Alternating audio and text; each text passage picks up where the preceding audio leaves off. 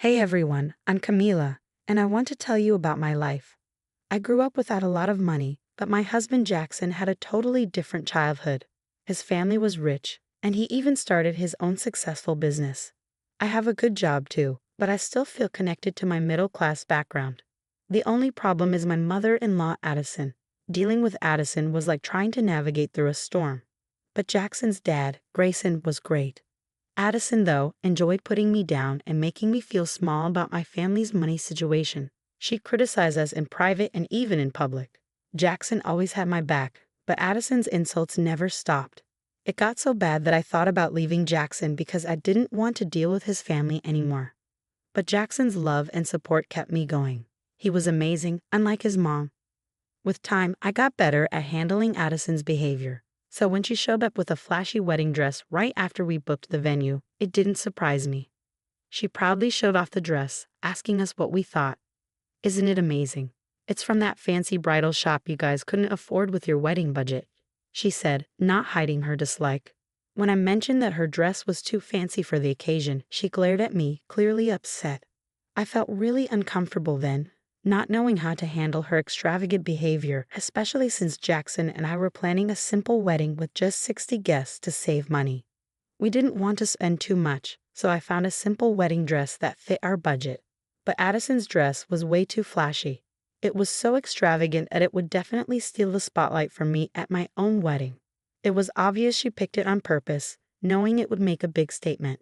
When I gently suggested she wear something else, Addison got really mad. "How dare you tell me what to wear? I spent $125,000 on this dress. Do you really think I'd waste that money? I'm wearing it, no questions asked."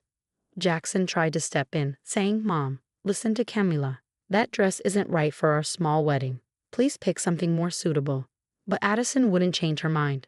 "No way, Jackson. I love this dress. I'm not settling for some random dress like your wife. I have my own standards. It's my big day too as the mother of the groom," she insisted, ignoring how ridiculous she sounded. Jackson, surprised, argued back, "Addison, it's not your big day. Stop trying to steal all the attention. You're not wearing that dress to our wedding." The argument got intense quickly. Addison refused to give up on the dress, leading to a heated exchange between her, Jackson, and Grayson. The tension got so bad that we had to leave early without resolving the issue. Jackson was frustrated, saying, "I can't believe my mom would do this. She's being unreasonable. Maybe she shouldn't even come to the wedding." But kicking Addison out of the wedding could make things worse. If we disinvite her, she might make an even bigger scene. She doesn't keep promises, and she does whatever she wants. We need to think of a smarter solution, I suggested, thinking about what might happen if we excluded her from such an important day. Jackson was frustrated too, admitting how badly his mother had treated my family and me over the years. "I'm tired of her insults and disrespect. It has to stop. She can't ruin our wedding." So we agreed. We needed a plan that would keep Addison from causing trouble without making her suspicious or angry. As time passed, Addison stuck to her decision, leaving us to plan carefully to keep our wedding focused on our love, not her showing off. We all agreed that we needed a smart plan to handle the situation. So Jackson, Grayson, and I got together to figure it out. We were tired of her disruptions and all wanted to make sure she didn't take over our wedding. After talking it through, we came up with a plan and quietly started putting it into action, making sure Addison didn't catch on. We stopped talking to her about the dress and only gave her basic information about the wedding, which didn't bother her much since she was too busy trying to outshine me. Just a few days before the wedding, we were having dinner at my in-laws, and Addison couldn't contain her excitement. "I can't wait for your wedding, Jackson. I've been thinking about it for so long. My dress and jewelry are all ready to shine. It's going to be such a special day," she said, clearly thrilled, though it was obvious she was most excited about showing herself off. "It will be special, especially because I'll be marrying Camila," Jackson responded subtly, trying to bring the focus back to us, the real reason for the celebration. But Addison quickly made it about herself again. "Sure, Camila will look nice. But next to me in my expensive dress, I doubt it. I spent a lot to make sure I stand out." Hearing this, I couldn't help but admire Addison's boldness, insisting she was better and planning to steal the spotlight from the bride on her big day. Jackson complimented Addison's dress to keep things calm. while I silently appreciated his support, squeezing his hand under the table. Grayson, always the wise and calming presence, played a crucial role in our plan. He gently teased Addison, pointing out how strange it was for her to make such big plans for a wedding that wasn't hers. "Addison, you're really going all out for a wedding that's not even yours. Shouldn't we focus on the couple getting married?" His remarks subtly reminded everyone of the real reason for the celebration, steering the conversation away from Addison's self-centered plans without causing more trouble. This clever move was an important part of our strategy to handle the situation gracefully, making sure the wedding stayed a happy occasion for us and our guests, not just a platform for Addison's ego. As the wedding drew near, Addison insisted on having only the best makeup artist for herself. "For my son's big day, I need top-notch treatment. After all, I'm the mother of the groom," she declared. She was determined not to mingle with guests she felt were beneath her, especially while wearing her expensive jewelry, fearing it might get stolen by those unfamiliar with such luxury. Grayson had a clever idea. "Why not get ready at home? It's safer and more comfortable, especially with all your plans," he suggested. Addison loved the idea of making a grand entrance and praised Grayson's thoughtfulness, unaware of our hidden agenda. Grayson exchanged a knowing look with us, showing that our plan was going smoothly. Caught up in her own excitement, Addison didn't realize she was falling into our trap. The thought of her surprise on the wedding day brought quiet satisfaction to Jackson and me. Even though I wish I could see her reaction in person, knowing the plan was in motion allowed me to focus on the joy of the upcoming wedding, feeling a sense of relief. While there was a slight worry about the plan being discovered, Jackson and our supportive friends helped ease those concerns. Everything was organized perfectly, reigniting my excitement for the special day. After months of stress, I felt genuinely thrilled about our wedding for the first time in a while. It was shaping up to be a celebration of our love, free from any outside drama. As the wedding morning arrived, bright and beautiful, it felt like the start of a new chapter we had been eagerly waiting for. The weather was perfect, adding to the joy of the day. Grayson, my amazing father-in-law, was the first to arrive at the venue, well before the rest of us. He stopped by to check on me, and despite my nerves, he'd assured me that everything was going according to plan. "Don't worry, dear," he reassured me, explaining his early arrival was due to Addison's difficult behavior. "Her makeup artist won't be here for another hour. We have plenty of time." I felt immensely grateful for Grayson's support. "Thank you so much, Grayson. I can't express how much this means to me," I told him. He smiled warmly, reminding me that I was now part of the family and assuring me that the day would unfold just as we had envisioned. His presence was a comfort, especially considering the challenge of dealing with Addison as my mother-in-law. I felt fortunate to have Grayson by my side. After checking in on me, Grayson made his way to where Jackson and I were getting ready for the ceremony. The day was shaping up to be everything I had ever dreamed of. I'll always remember the look of love on Jackson's face as I walked towards him, escorted by my uncle. Both of us were overcome with emotion, surrounded by our closest friends and family, with Grayson's supportive presence adding to the moment. As for Addison, her grand entrance didn't go as planned. Dressed in her expensive gown and covered in diamonds, she expected all eyes to be on her. But when she arrived at the venue, she was in for a surprise. It was empty. Confused and a bit panicked, she called Jackson, her voice filled with disbelief. "Jackson, what's going on? Why is nobody here?" she asked, clearly caught off guard by the turn of events. Addison frantically searched for us at the venue, puzzled by the absence of familiar faces. Jackson broke the news. She wasn't at the right place because she hadn't been invited to the real wedding. Her confusion quickly turned to disbelief, eliciting laughter and amusement from our side. Even Grayson struggled to contain his laughter, finding the situation quite amusing. As Addison pressed for answers, insisting she was speaking with Jackson and not me, her confusion grew deeper. Jackson calmly explained that although the venue she was at had been booked initially, we had chosen a different location for our ceremony. Learning that the wedding had already happened without her left Addison in disbelief, questioning why she hadn't been informed earlier. Jackson, growing impatient, pointed out that her exclusion was intentional, a decision made to prevent the disruptions her presence might cause. Despite his explanation, Addison couldn't believe that her own son would go to such lengths to keep her from his wedding. The conversation heated up as Jackson confronted her about the unnecessary drama surrounding her dress and her attempts to steal the spotlight from the bride. His firm stance surprised Addison, who struggled to come to terms with the consequences of her actions. Jackson's firm assertion that the day belonged to him and his wife, not to his mother, marked a clear end to the dispute, highlighting the significance of the occasion for the couple over any individual's desire for attention. Jackson emphasized that he would no longer tolerate Addison's disruptive behavior, making it clear that the wedding day was about him and his wife, not anyone else. After delivering this message, he ended the call. Despite Addison's continued attempts to reach him and multiple calls to Grayson, we went on to celebrate our reception surrounded by loved ones, undisturbed by the unfolding drama. During a moment alone, I noticed a call from Addison on my phone. Preparing myself, I answered, only to be met with accusations and insults. She blamed me for her exclusion from the wedding, accusing me of manipulating her son and labeling me a gold digger, envious of her potential to outshine me on my own wedding day. I calmly refuted her claims with facts, explaining that Jackson makes his own decisions based on what he believes is right, and his choice to exclude her was his own, though I did not try to influence him. Undeterred, Addison threatened to crash the reception, claiming she was already outside. I brushed off her threats with a mix of disbelief and indifference, reassuring her that she would find no support here. Returning to the reception, I braced myself for whatever scene might unfold. As expected, Addison's attempt to enter the venue quickly escalated.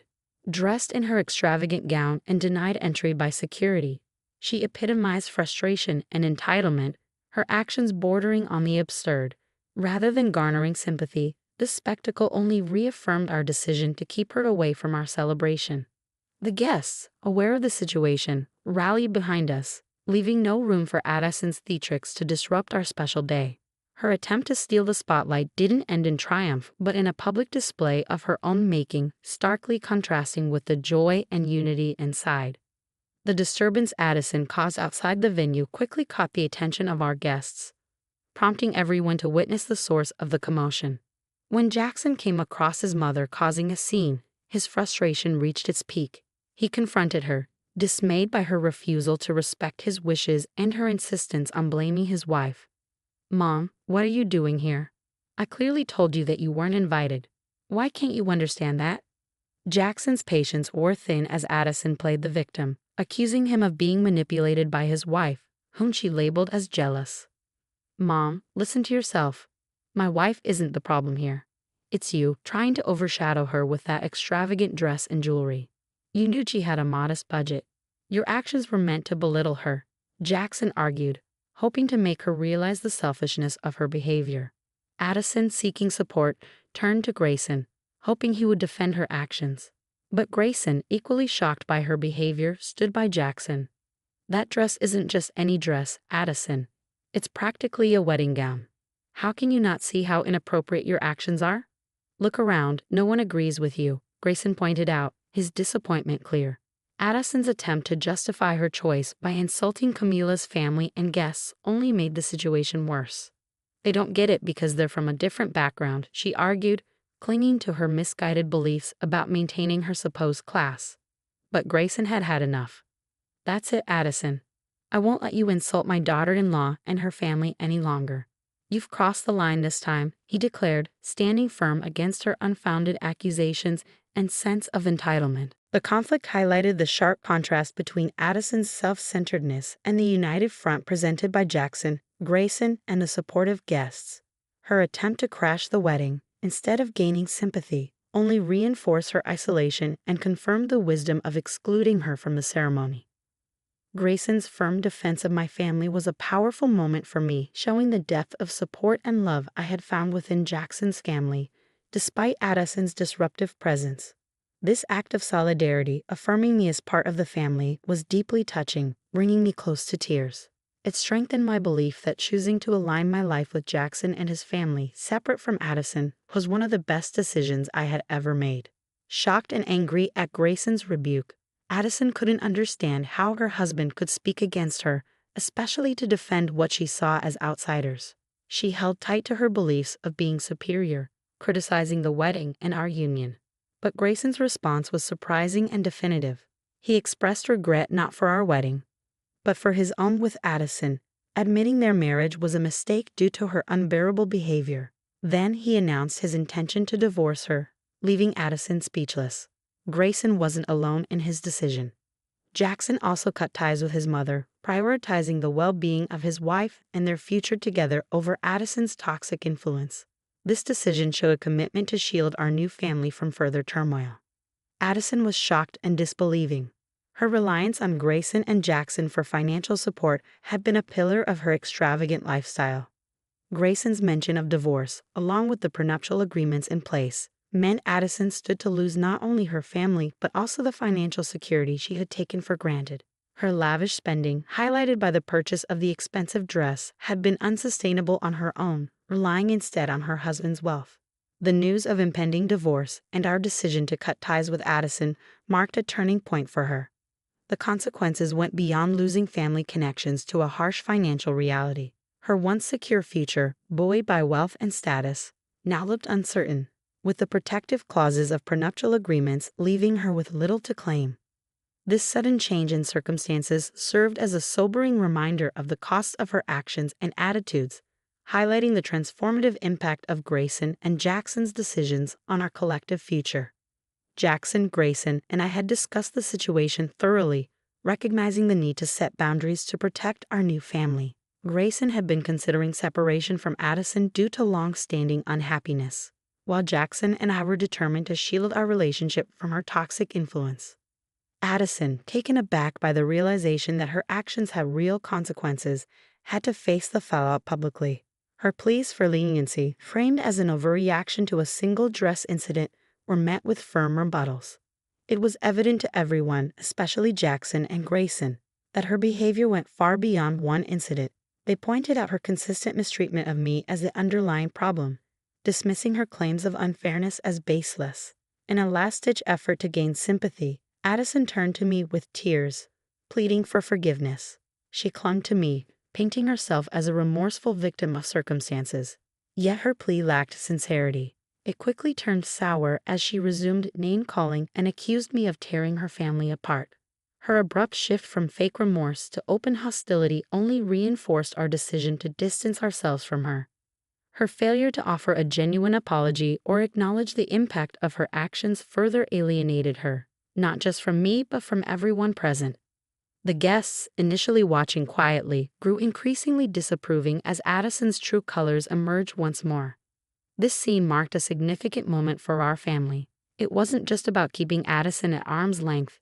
It was about reaffirming our commitment to respect, unity, and the well-being of our shared future. Addison's failed attempt to reconcile, quickly overshadowed by her return to blame and manipulation, only strengthened our determination. The way forward was evident, marked by a united stance against toxicity and a shared commitment to nurturing a supportive and loving environment free from past grievances. Jackson acted swiftly. Without allowing Addison a chance to argue, he instructed security to escort her out. Meanwhile, both sides of the family and our friends openly criticized her behavior. It was a moment of validation as we watched her being escorted away, allowing us to resume our celebration surrounded by genuine supporters. The very next day, Grayson took decisive action. He returned home only to inform Addison to leave their shared residence and had his lawyers serve her with divorce papers. Her attempts to sway Grayson with tears, screams, and threats in front of the lawyer were futile. When she attempted to approach us, seeking an ally or a way to disrupt our peace, we made a conscious choice not to engage, safeguarding our new life together from her drama. Our phones and social media became Addison-free zones, eliminating any avenue for her to reach out. As for Addison's outcome, it was swift and fair. The divorce left her in financial hardship, her attempts at manipulation proving futile. Her pleas for help went unanswered, forcing her to face the consequences of her actions alone. Eventually, she returned to her hometown, hoping to rebuild her life and reputation, seeking employment and a fresh start. These developments brought us profound relief and closure. With Addison's turbulent influence no longer present, our lives thrived. We hope she finds a path forward that keeps her away from us, allowing us to move on from this chapter without further discord.